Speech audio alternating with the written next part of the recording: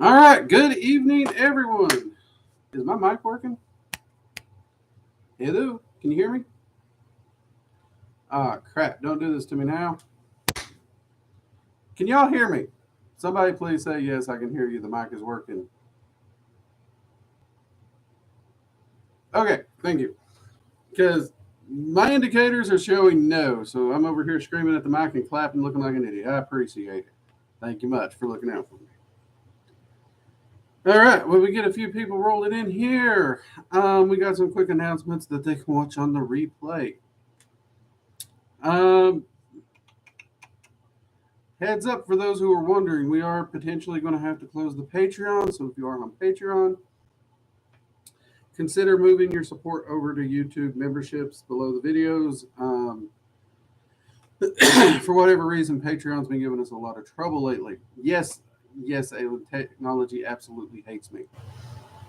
This is a known fact, which is something my wife loves to laugh at, and I don't blame her. Let's see.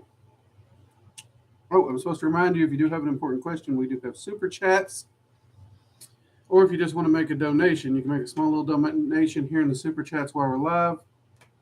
And if you got a question, it'll flash it up really big on the screen.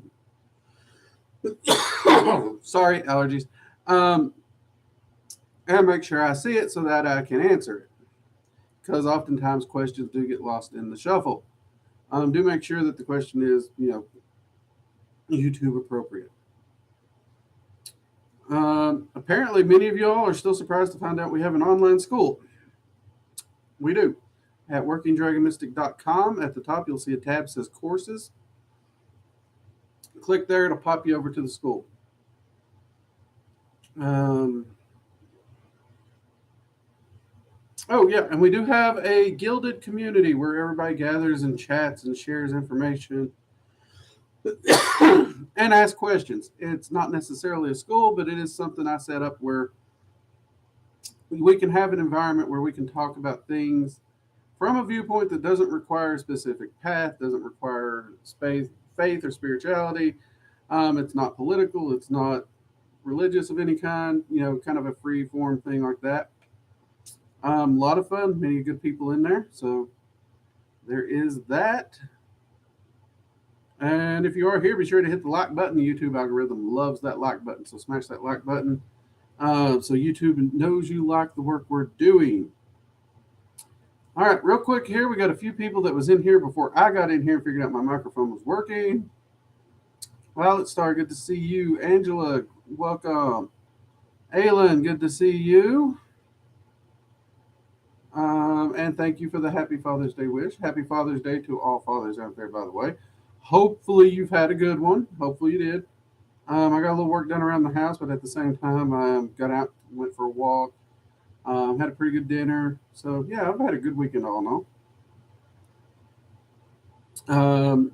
One of my daughters sent me a digital, crazy, goofy Father's Day card. I think it was like for 4 days in a row leading up to Father's Day, which was a really great thing to wake up to and get those cards every day. So, Halloween, I appreciate that. Which brings us to kind of the bigger thing. Guys, we got 2 weeks before our first live workshop over at workingdragonmystic.com's online school. Many people have already signed up for it, and it is going to be a lot of fun. I am so excited. We do still have a few seats available. This one's only going to run $10 because it is the first one we're going to do, and we got to work out some kinks. You know how that goes. But if you are interested in it, by all means, do go over there and sign up. This one is going to be on journaling and metaphysical research. Now, what do I mean by that? We're going to talk about the importance of a journal, how to set up a journal, tips and tricks on how to record in your journal for your research, whether it be personal research, spells, whatever it is you do in your metaphysical practice. We're going to be talking about ways that you can set it up to get the most out of your research during those projects. That's going to be the first half. The second half of the class is actually going to be talking about understanding both occult study and science in a way that's going to allow you to get the most out of your metaphysical research and the sources that you're looking up while you're doing your research. One of the number one questions I get is, what sources should I use? We're going to cover that and how I actually handle my sources on everything I do in this class. We are going to really deep dive into that and dispel a lot of myths about metaphysical research. We're going to get through all that. After that main body of the workshop, there will be a Q&A to follow that up. So at that point in the Q&A, I will be taking questions from the attendants and trying to do my best to answer them one at a time. So we will slowly move through there. If we have time, we'll go through everyone in attendance as many times as we can to answer as many questions as we can. Really looking forward to this. I know many of you have been asking for something like this, and I've been really wanting to get back into doing workshops like this. And well, it's not practical for me to travel right now, so this is a great way to honestly reach far more people altogether, and for a much, much, much more affordable price. So yay, I'm very happy about that. I think that's all of our notes here. That's all our notes. Oh, just so you do know, so this is something that I can do on the YouTube membership. For those YouTube members who are tier 2 and tier 3, we will be adding a playlist for you all, just tier 2 and tier 3 members, where when we have a good workshop, I will be recording the workshops that they're going to be available to the individuals who attend it for at least a week after. I am going to attempt to, if the recording is good enough, we're going to cut off the Q&A section and trim it up. But some of the workshops will eventually end up into that playlist for those members to review. It's not, you won't be able to get as much out of the workshops as you would live, because you're not there to ask questions during the Q&A. And if I take a question about a specific thing I'm talking about during the workshop, but nice little perk to get kind of a secondhand sampling of it. And then if you would like, you can of course attend the workshops later, because if this does well, we will be having this workshop and many others in the future. So stay tuned. Now, with that, I think we're ready to get started. What do y'all think? I think I've rambled on long enough. I really do. So this week has been actually pretty productive for me. It's been an odd week. I've had a lot of extra stuff that I normally don't have in my normal weekly schedule that we had to get done, but we got her done and got quite a bit handled. I've got several videos planned, many of them viewer inspired. So some of my normal routine shuffle is going to get moved around to make room for some of these viewer inspired videos. Which the big one that's going to get moved around is going to be some of the Goetia videos. We're going to slide some of those out to make room for some of these important videos that I think we need to get done. Because there's a lot of viewer questions that really, we need a full video on the channel about these. We really do. So I'm going to be moving some videos around to make time for those and try and get those up as quick as we can. Bornoldus, good to see you. Rainia, good to see you. Happy Father's Day. Taylor, good to see you. So we got that happening. We are currently still filming the evocation course, which is going really, really well. $10 is neat. I haven't signed up because I'm overwhelmed by all that I have in front of me since I'm so late in life to the witchy table. I almost think what I do this point won't matter much. Valstar, I would actually disagree. I know a lot of people who come to the witchy life very late, and they can make a lot of progress. They really can, because you got to understand that your life lessons and wisdom through life actually kind of help your metaphysical studies move faster. You have a lot of understanding that younger folk just don't got. Believe me, I'm speaking from experience. There's a lot of crap I didn't understand when I was younger that would have made my life a lot easier all around.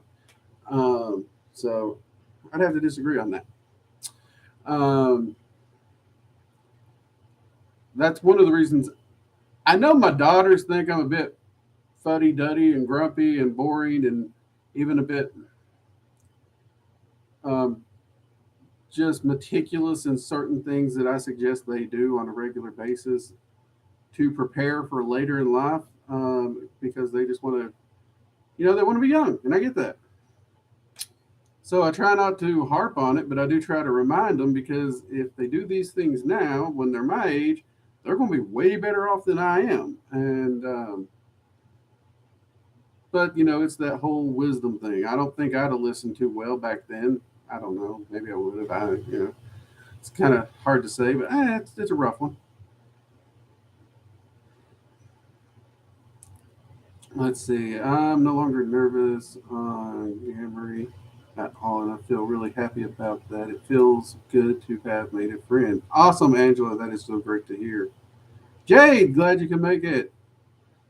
Um, yeah, so we are doing that.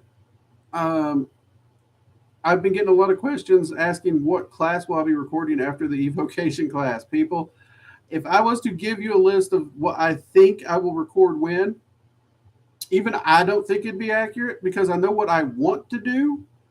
But if doing this channel's ever taught me anything, I don't really get to do the plan that I want to do. I get to make a plan, and the plan gets kind of thrown into a meat grinder, and a new plan falls out, and I have to follow that plan.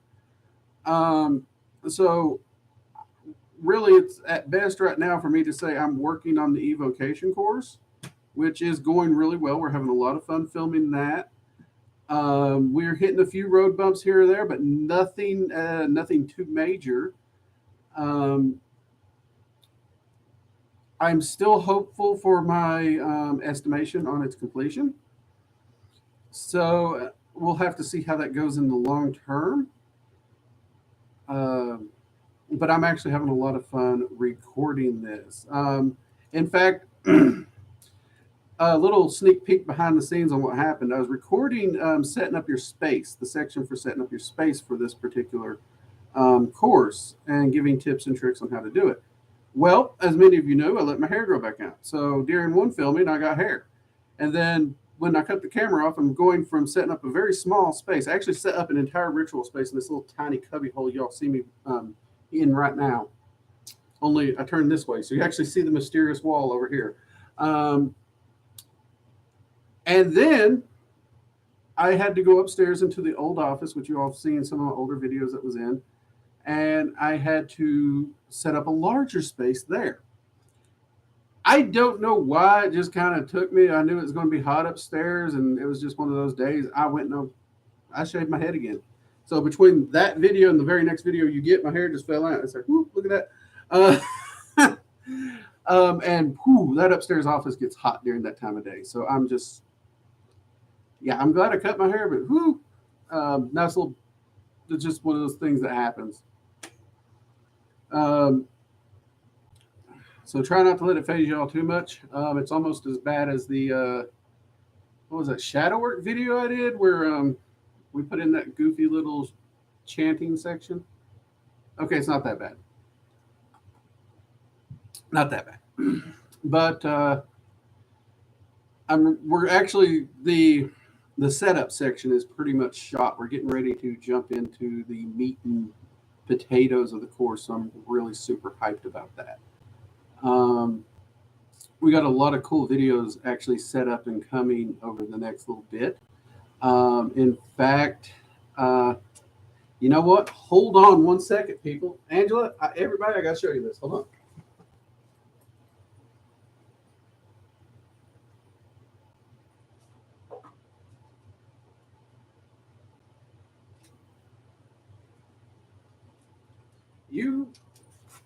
You all have asked me to do conspiracy videos and stuff.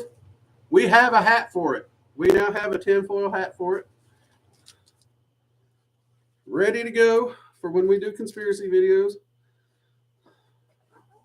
Because you can't do a conspiracy video whether you agree with it or not without a tinfoil hat, because we're going to have some fun with this. And yes, I actually sat here one night drinking coffee, goofing off with my wife, watching TV, making a tinfoil hat, because what else do you do when you're married? You have fun, you know what I mean? So there we go. Some of the people who are channel members, you got a sneak peek on that earlier. We shared that up So yeah, if I was going to do a tinfoil hat, y'all know I had to make it a cowboy hat. Come on.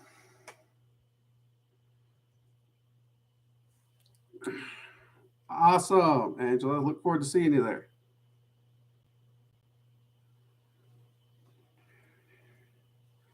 And it looks like everyone loves the hat. So yeah, okay. Um, so we are going to be doing a few of. Anytime I come across, it may not even be a conspiracy. It may just be one of these really bizarre metaphysical or occult viewpoints that can either lead people off track or even possibly potentially be dangerous at times. We're probably going to pull out the tinfoil cowboy hat for those videos. We're going to start a series of those. Probably get me in trouble, but you know what? I've not been good at keeping my mouth shut. I think we all know that. So there's that. I've been getting a lot of questions about different cryptids and entities that are reported in the physical world. Many of you know I have actually done a lot of cryptid investigations and research. I find them fascinating.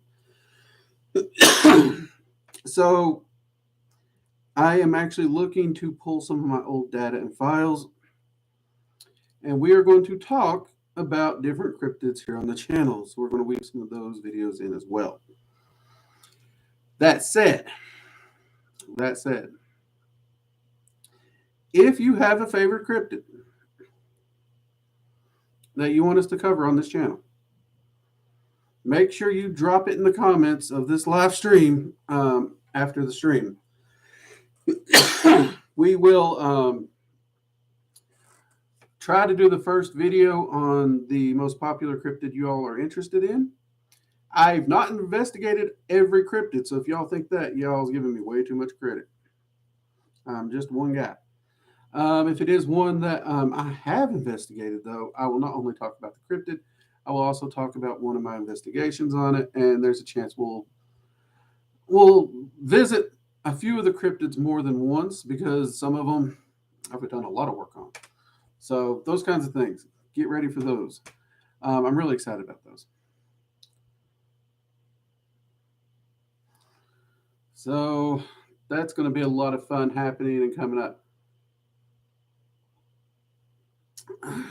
So that is what I've been largely up to. A lot of busy work. Other than that, the most eventful thing of my week was I fell down the stairs and broke my toe. But, you know, hey, I'm a magician. That didn't let that slow me down too much. I kept doing what I could do, moving around. Like I said, I even went for a walk today. Everything seems to be healed up fine and straight. The biggest complaint I think I have is my wife wouldn't let me do some things. Like she didn't let me mow the yard. She mowed it for me, which is sweet of her. I love her to death. Oh, don't worry about it. I'm used to it. So that would probably be the other most eventful thing. But again, it's one of those things where it's good to be a mage because I was able to use magic to help with the pain and the healing. And honestly and truly, it's healed up. I was able to go for a walk today. So, you know, howdy, hey. Person's got to do what they got to do. See, this is something I've tried to tell my daughters. And I try to tell people in general, but really your daughters are the best people you can, or your kids are the best people you can attempt to tell. People want life to stop and slow down so they can catch up. If I've learned anything my entire life, life is not going to slow down. It's not going to wait. It's going to go at the pace it goes, which is mock, screw you. And you have to manage what you're doing around that. So if you slow down, you have to understand that you're going to have to pick up the excess later. If you go 200%, you have to also understand you're going to burn out and crash, which means you would be force resting and probably longer than you would if you just took a time out. So you have to strike a balance between working, powering through, resting, and play. All those things have to be balanced. Luckily, I grew up in the South where we work hard, we play hard, and we relax hard. So I kind of got an insider. Mock screw you. Love that. That's the nice way. um, so there's an old jet term called Mach F at the speed of Mach F. Um, so Mock Screw You is the YouTube friendly version. But in a way, it also fits life better because, yeah, it's just like, life don't care about us. It never has, never will. And we've got to learn to adapt and grow. That's it. If we can't keep up, we got to look in the mirror and say, all right, Drake, listen here, Tubbo. What can you do to do better tomorrow? And you answer that question.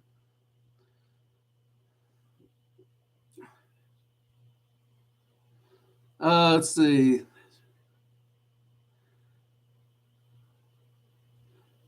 Mock screw you. Okay, you know what? We can get a coffee cup with that on there. Maybe some T-shirts with mock screw you on it.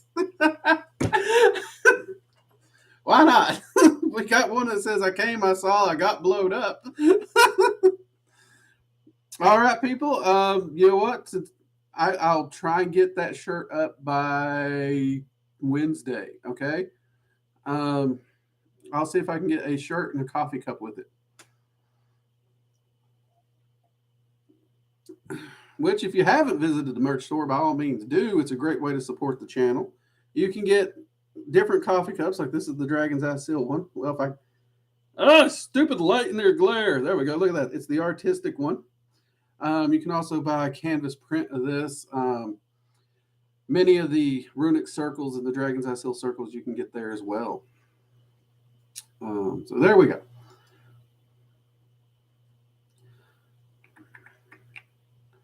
What did I use to heal and pain management? Actually, I used the Dragon's Flame ritual. So what I did for this particular one, all I really did was do the Dragon's Flame ritual, and when all that energy is coming in, I literally moved all of it to the area that I was concerned with. In this case, my toe. And I focused it all there for about 5 minutes on healing. And I wanted all the energy concentrated on healing it. And then I spent 5 minutes concentrating all that elemental energy on pain management. And honestly, it really helped. So, other than just making sure I kept it straight, because believe me, I've broken enough toes. I know if I go to the doctor, they're going to put a piece of tape on it and say, there you go. So, in fact, one of my doctors used to laugh at me because he's like, you broke it again, didn't you? Yeah. So, yeah.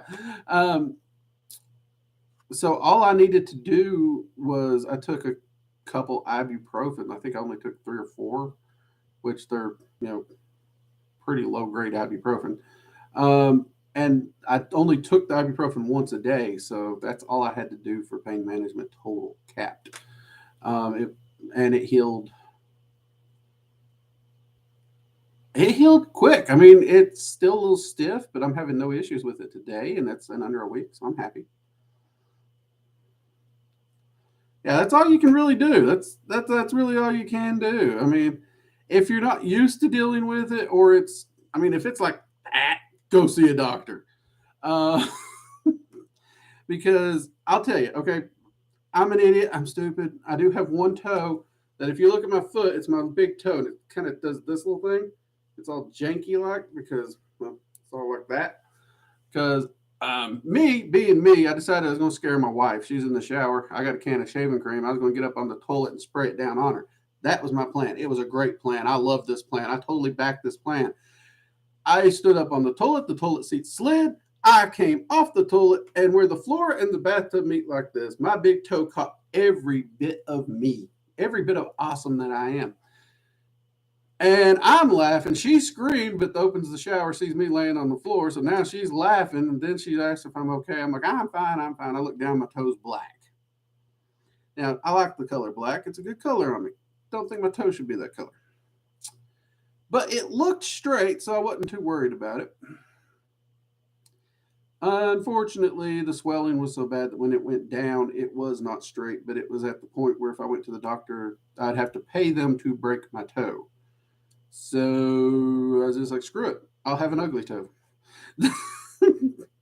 So if don't put yourself in the situation of a permanent ugly toe, just whether you did it for a practical joke or you fell down the stairs or somebody ran your foot over with a car. If you're not used to examining and knowing what's going on, or if it's a really bad color, go see a doctor because it could be worse than you think. Just a heads up. Learn from my stupidity.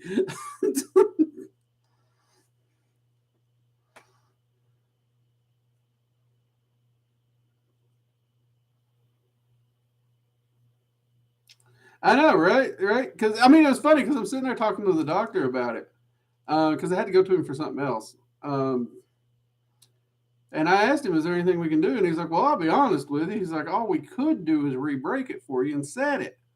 He's like, "Is it bothering you in any way, mechanically or anything like that?" And I said, "No." He's like, "So basically, we'd be fixing it for aesthetics." And I told him, I was like, "Well, my wife really don't look at my feet. I'm married, so screw it. Let's leave it. Uh, I wear boots all the time anyway." So him and I agreed, and we moved on. I miss that old doctor. He was a good guy, funny as hell.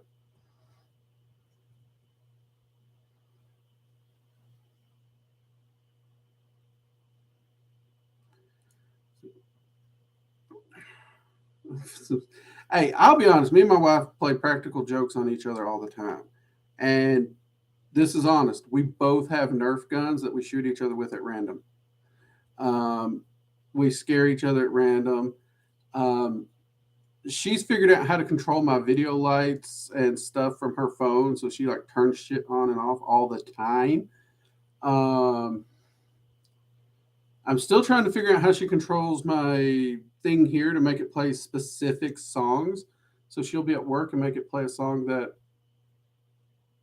I don't know. So yeah, we're still young and we still goof off and we still have a hoot like that. So we do all kinds of stuff.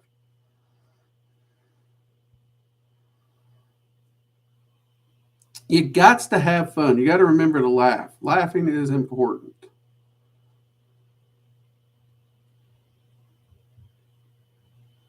Angela, you are correct. And it's ironic because everybody's like, you seem too wise for your age. And I'm like, you don't know how stupid I was when I was younger.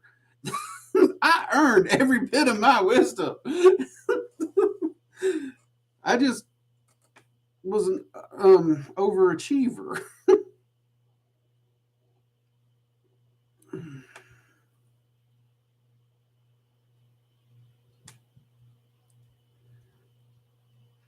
So yeah, it's been a lot of fun.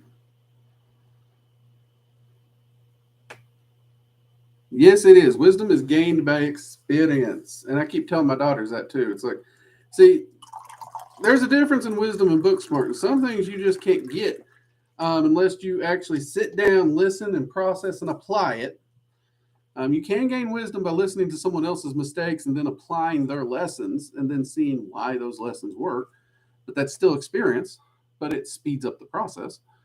Or you have the experience yourself. I mean, I had that dad that he let me stick my finger in a light socket until I figured out that was a bad idea. I learned it pretty quick. Not as quick as I wished I had. Not as quick as I wished I had.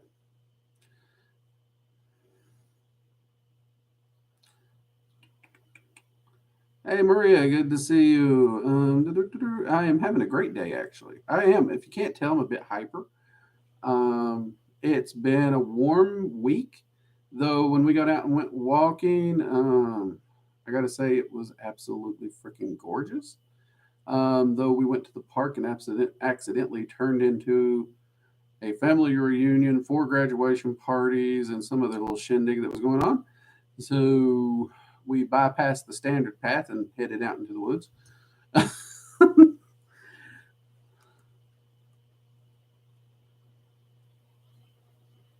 Yeah, see, people's like, Drake, why are you so open with the dumb stuff you did? Aren't you worried about how that makes you look? No, no. First off, I'm proud of who I am. And if I didn't do the dumb shit I did, I wouldn't be who I am. And I never want to forget I was stupid. I never want to forget how much fun I had growing up because I wasn't afraid to try something. Too many people are afraid to try things, I think. But also, I would love for people to learn from my mistakes.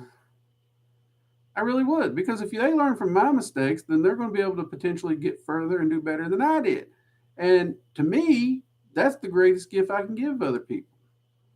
You know, share my experiences so maybe they can do better.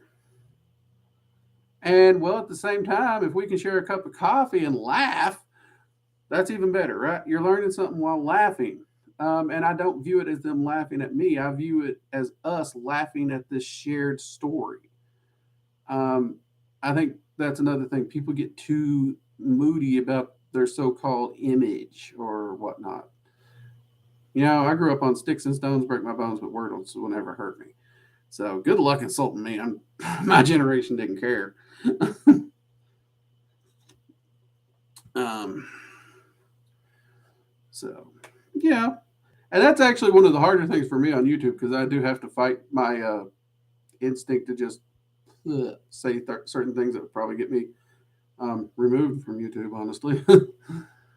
So I think I've struck a fairly good balance here on the channel. We haven't had any major issues yet.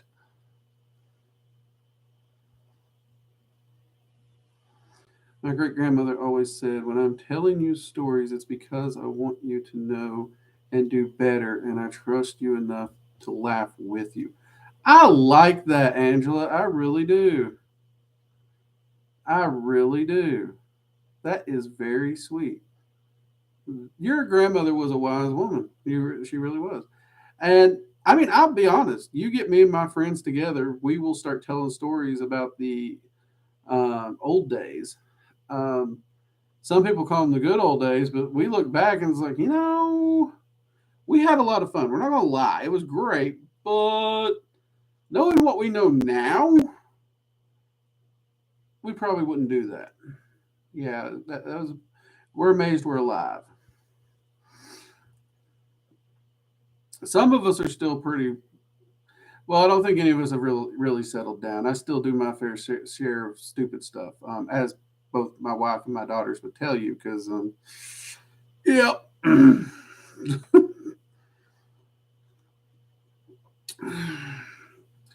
But I don't really have any plans to slow down. I plan to live. I'm not really so much focused on the number of years as the quality. So I plan to live.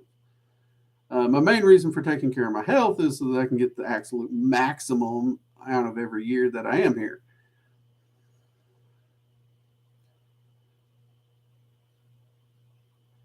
That is awesome, Angela. Tell your grandma I said hi. We were reading together. The reading came out. There you go. There you go. So yeah. All right. Anywho, anybody got any questions for me? I mean, we've been talking about my stupidity, which, grant you, it's been a learning experience in these little stories and whatnots. Um, but we're 34 minutes in, and we're just having us a good old time in here today, which is kind of nice. I needed this. Looks up to y'all.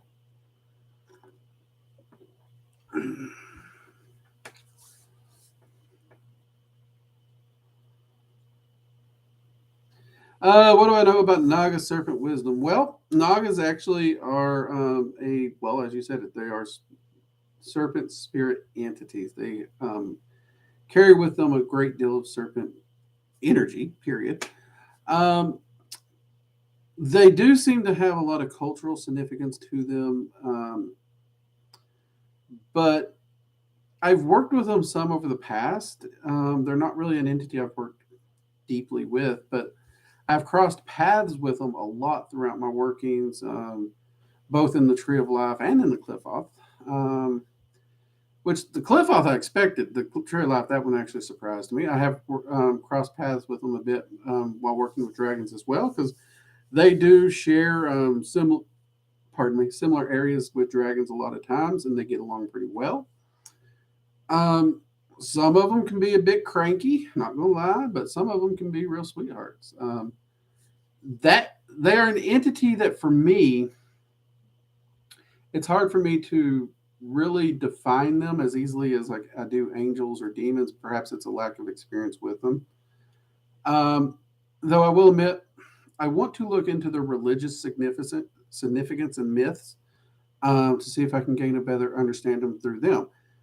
Because, as y'all know, I'm not religious, I'm not spiritual, but that doesn't mean I don't look to these legends and these myths. There's a lot of wisdom in these myths and legends. If you look at them as whether it be just a mythology or a bedtime story or what, there's a lot of great wisdom in these texts. Um, so I have no issues looking into these classical religion texts to try and understand the mythology behind it and their view. I think it's pretty good there. But anytime I've encountered them, I've always enjoyed working with them personally.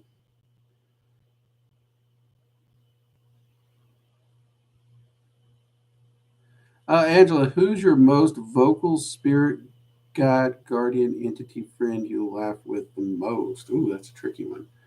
Um,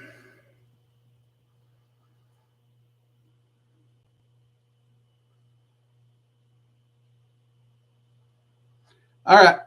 I'm not sure if I've ever mentioned this on this channel or not, and there's reasons for it, but it would probably be a toss up between my co magician and Baron Samdi. Yes. Because I have been blessed to get initiated into voodoo through the Bella family line years ago.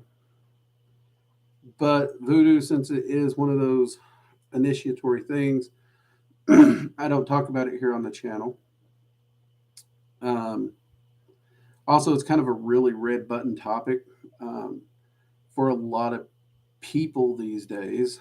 Um, and it's too easy to get that to steer political. Also, why I don't.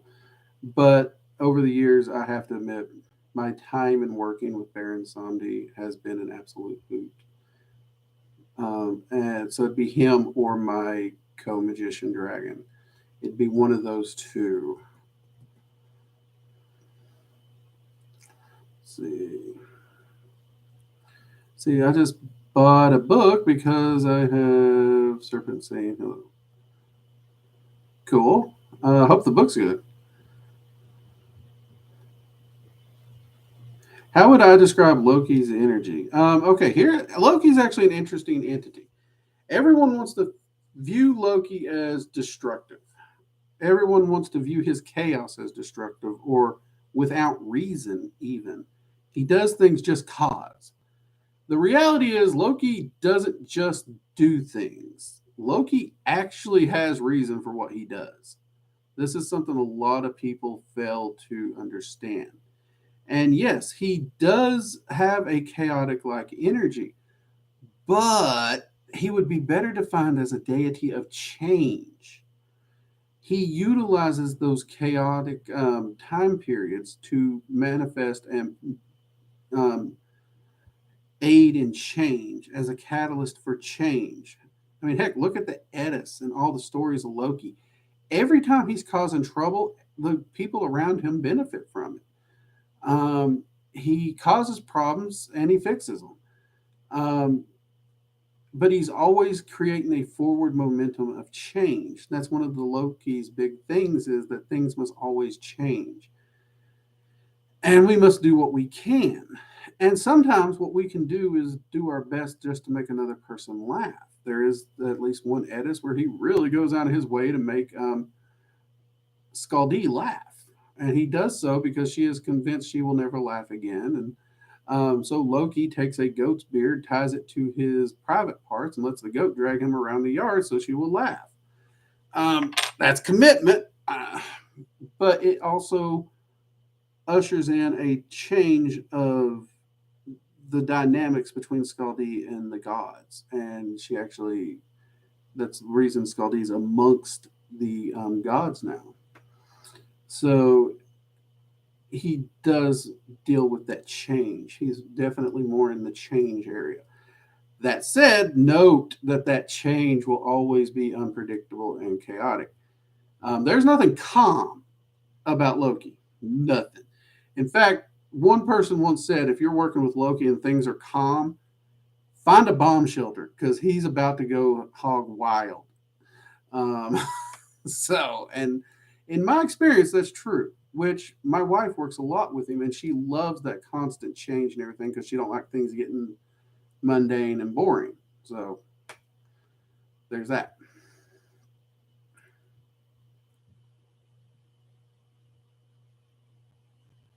Oscar, could you evoke a deity and ask them to open or develop your astral senses? You can ask them to help. You can't ask them to just flip the switch for you. Here's the thing. Here's what you have to understand. No entity in the multiverse is going to do the work for you. Okay? That is something that we have to understand. They will not do the work for us. Because if they do the work for us, we learn nothing, we gain nothing, and we do not grow. That is actually harmful to us.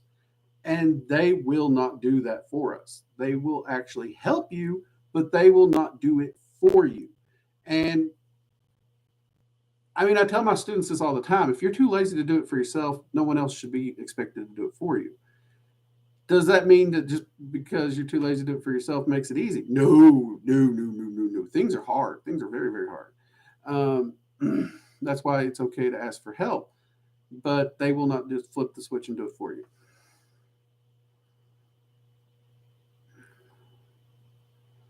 See, have you ever visited the Annabelle doll? I actually have. It's an interesting little doll.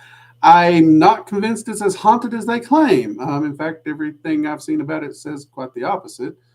That said, I'm not going to knock Ed and Lorraine Warren because when it comes to metaphysical research and paranormal research, even if I don't agree with their methods, I have to respect that they were the pioneers of the field.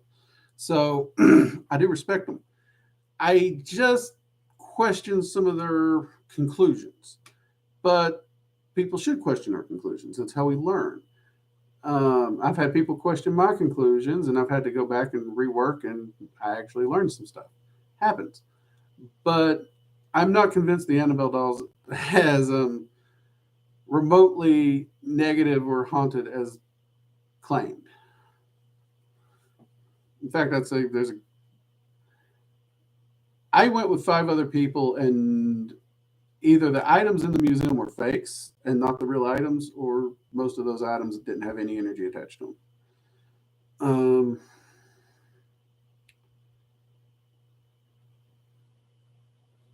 Let's see. Dirt makes a lot of sense. The Baron has one hell of a sense of humor. Yes, he has an amazing sense of humor. I'm hoping the day comes by where it's going to be a bit easier for me to talk about that without risking a bunch of flame wars and attacks and stuff. I mean,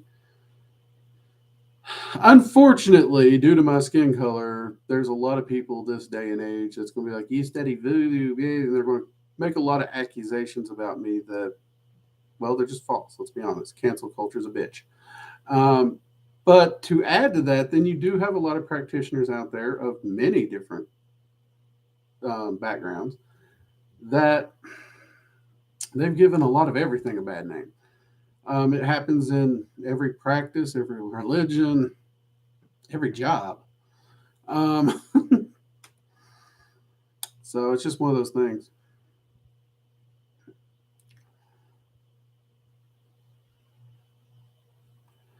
Let's see, Angela. Some chaos entities, I think, trigger other entities in the mythos to help them deal with their triggers. Is how I felt reading mythos like book. Yeah. Full on. If you have triggers, like I mean, real triggers, like this will trigger you into a panic attack or something. Loki is the entity that will sit there and poke it. He's like, are you triggered? Good. And he's going to sit there and he's going to let you work through that. And when you calm down, he's going to start poking it again. And it's not malicious. It's He's actually wanting you to examine this, and he's wanting you to work on this and heal it. And you can only do so if you face it. But if you face it, you have to risk the trigger. And he's just going to sit there and poke it until you do it. And believe me, he seems like a complete ass when he's doing it. And it can be stressful. I've had shadow work more pleasant than dealing with Loki sometimes. But it is not malicious. He has your greater good in mind. And people have this weird concept that growth, ascendance, development, healing, these are all wonderful sunshine and rainbows coming out our asses ideals where everything's wonderful, everything's beautiful. Oh, no. There's a reason we have the term growing pains. That shit hurts. If you are actually making genuine progress and growing, guess what? Life is hard. That's it. There is not this transcended peace of, oh, my life is perfect. No. It may appear perfect from the outside to other people, but that's only because you have mechanisms, tools that make you better at handling the constant shit show that life is. And you're constantly facing it and growing and moving forward. I'm sorry if that hurts some people's feelings. I am, but it's also one of the things where over the years, both as a student and as a teacher, I have found my students do the best when I'm blunt. And I can't count the number of times in my life where, whether it's a occult teacher, a spiritual teacher, or whatnot, if they'd have just cut through the BS and set it straight, no sugarcoating, my progress would have sped up so dramatically. So, is it pleasant? No. But I do find ripping the Band-Aid off quickly is the best tactic. Hope that helps a little. Let's see. And a lot of people here who's worked with Loki knows exactly what I'm talking about. But don't get me wrong. I adore Loki. I love the dude to death. He's welcome in my home at all the time. He knows that.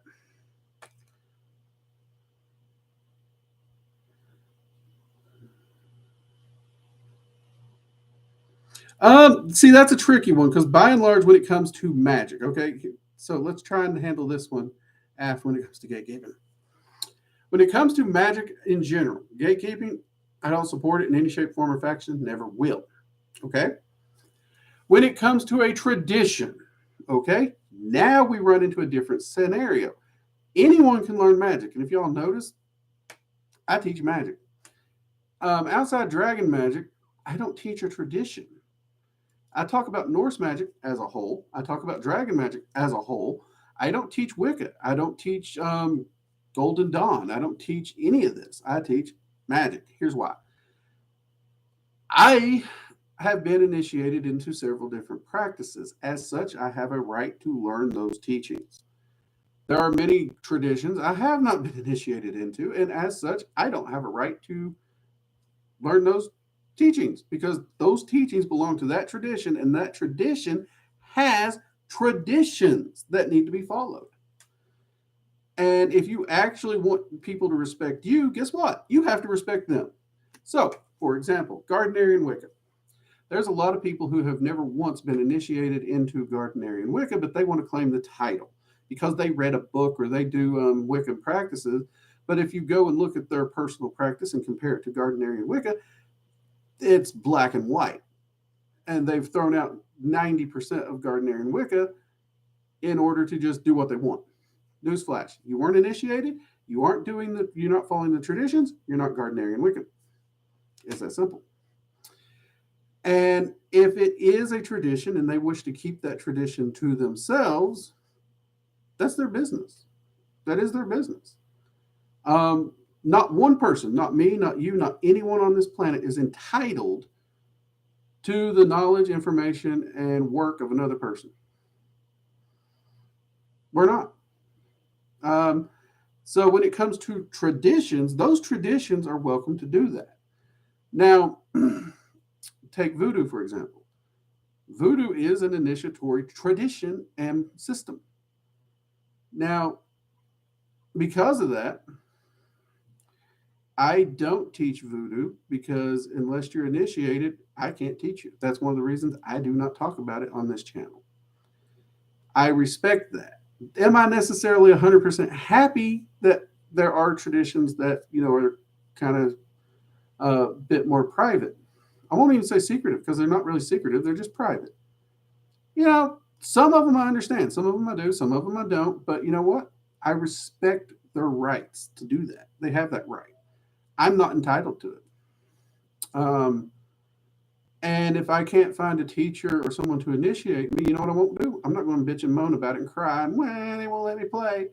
Um, what I can do, though, is I can still learn magic. I can still research magic and handle that. I don't have to follow their tradition. I can actually learn magic as a core principle. No one has a lockdown on magic as a whole, though there are people who have tried. Now, that form of gatekeeping I detest. And if y'all haven't noticed on this channel, that form of gatekeeping, well, we ignore it because I get emails daily about you can't be sharing that information on YouTube. Watch me.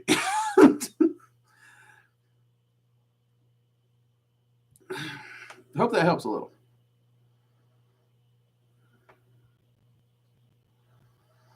There are a lot of people who will talk about different things that are closed. It depends on which one you're talking. Like voodoo, yeah, there's things I can't say about that. I took an oath. And for a lot of people, that oath may not mean something. But to me, my word means something. If I give a promise or take an oath, that means something to me. And I will not dishonor, disrespect them or myself by breaking that oath.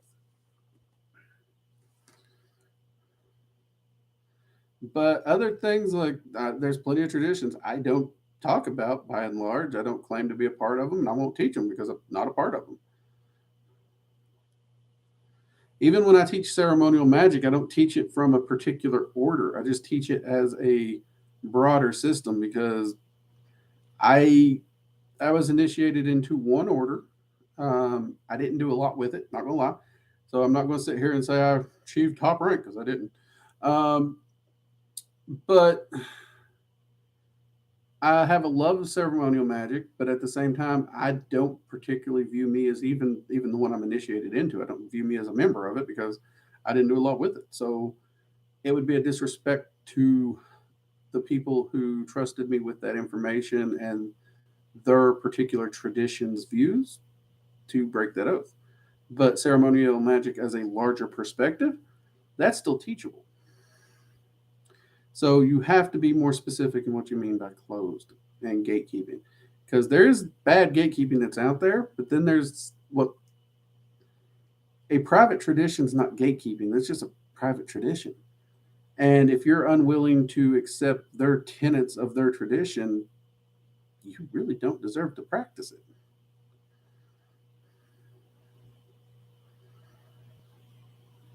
Let's see. I see a bunch of people saying you can't talk about closed is understandable because it's closed. But I see a bunch of people saying you can't talk about, say, speaking with deities because it's discouraged for newer practitioners to hear these experiences when shouldn't be hearing of them so they know what to do or say. Okay, so there are some entities that are not actually safe to approach because people are stupid. Okay, point blank. There are entities out there that if you do not know how to approach them, they will wreck your life. Um, and you can't treat them the way you treat normal, everyday, like demons, angels, or even most of what we would view as pagan gods. Um, so there is essentially a kind of a safety mechanism there. Now, one of the things that is a very common point is you start talking about entity A, and you even warn someone about entity A. 90% of the world will be like, you know what? I'm smarter than you. I can work with entity A any way I want. And then they get hurt. Well, due to this plague of stupidity, the occult community as a whole, and especially the ones that do work largely with those particular entities, they have reached the consensus that you can't fix stupid, so we just won't talk about it until that person is at the point in their skill set or as the understanding or initiation point where we feel we can trust them with it so they don't hurt themselves. Now, my general viewpoint is, look, here you go. If you're dumb enough to pull the pin on a grenade and blow your hand off, that's on you. Personally, I think we need to take warning labels off of everything. I think that sort a lot of things out. But I have said on this channel, I've given warnings about working with the dragons, for example. A lot of people have found my channel and did not heed those warnings and have gotten themselves in such trouble that the dragons themselves had me remove certain videos from this channel. Now, due to my respect for the dragons, I removed them. Because by and large, the dragons are the reason I am here and I am being able to do what I can do. So they are supporting my channel, and I don't want to lose their support or their respect, so I removed them. Those videos will be back and available when the dragons give me the okay. If they give me the okay. So that's another thing. Sometimes the entity's restricted. Depends on the situations. Let's see.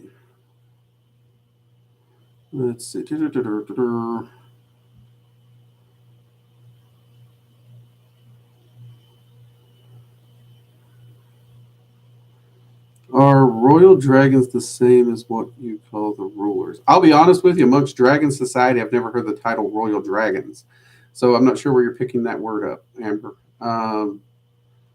So yeah, by and large, I am unaware of royal dragons. It might be something Diane Cooper put in some of her books, but I'll be honest, her books are out there, to say the least. I'm not even sure she was working with dragons when she wrote her books. So I'd actually need a slight bit more info on the terminology there. As far as the actual term, I've never seen it used, ever. Is possession real? In a sense, Maria, possession is real. Is unwilling possession real as we see in the movies? No. No, it is not. But there are rituals and whatnot where you can utilize and get there. Also, irresponsible or reckless use of invocation can lead to possession because you are willingly opening yourself up to an entity. But even in that case, it's hard.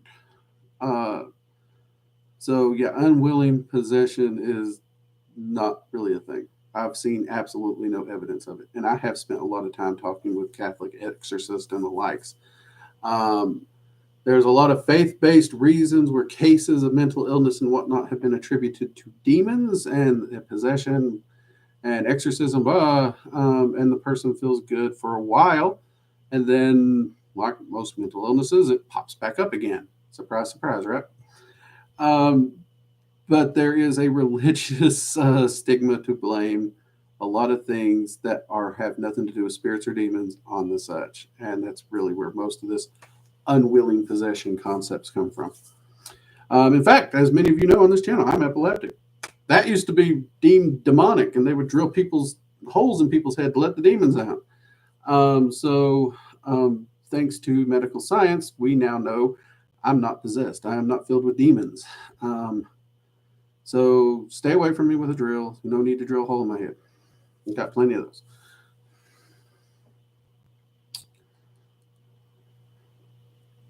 Let's see. Hit the thumbs up. Hey, AT. Yes, people, we got 24 people in here and 17 thumbs. Give me more thumbs. YouTube likes the thumb. Come on, let's get the thumbs up. See if we can hit 24 before we go. Oh, we jumped. Oh, crap. Jade's already throwing clocks at me. So, yeah, get those thumbs up quick. Jade's throwing clocks at me. See you later. See you later. All right, everyone. Yes, I hope I was able to get most of the... working with Chaos Dragons is insane. I'm not going to lie. Chaos Dragons make Loki seem calm, pacifist, just like Buddhist monk meditating. Seriously. Don't mess with Chaos Dragons.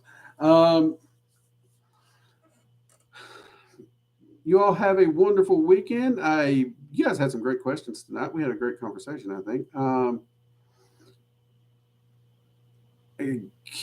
I've not done a middle pillar ritual in a while, Kevin. I'd have to pull my old notes and see if I can do a video on it.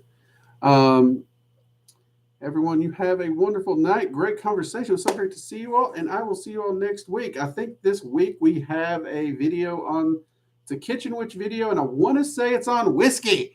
Yes, I actually broke down and did the magical properties of whiskey because I can. It's my channel. I'm a old Southern boy. We can talk about whiskey. So we did it. All right, everyone, you have a wonderful week. Take it easy. Keep up the good work. And for everyone who out there who is, happy Father's Day. Keep doing a good job. Being a father ain't easy at all. All right.